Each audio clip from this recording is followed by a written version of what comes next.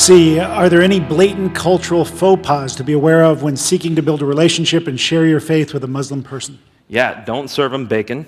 I had a friend who said that the first time he tried to host Muslims at his house, he served his signature dish, which was pork chops.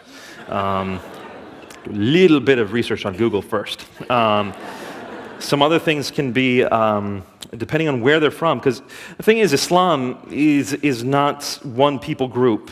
You know, you've got people from all over the world who are Muslims. And so a lot of people associate Arabs with Muslims.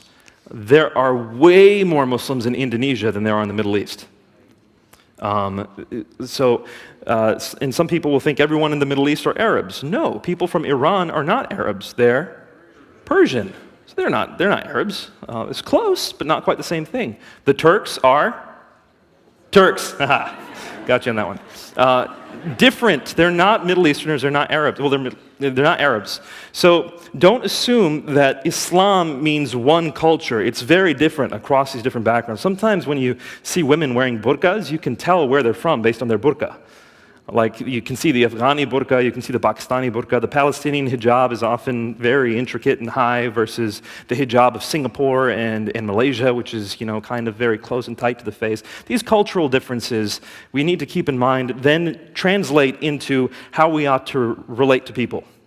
So I want to make sure, actually thank you for this question, because I want to make sure we understand this. No two Muslims are the same, just like no two Christians are the same. No two people are the same. So if you really want to know someone, you have to get to know that person. And what we're talking about here only translates to a certain degree to any specific individual. You have to move from the generalities to the individual. And that's why Jesus hung out with people at dinner. You know, people were saying to him, why are you hanging out with these sinners and tax collectors and prostitutes? And he says, it's because it's not the healthy that need a physician, it's the sick. You need to hang out with them. You need to get to know them so that you can share the gospel with them personally. So I'll get off my soapbox now. Thanks.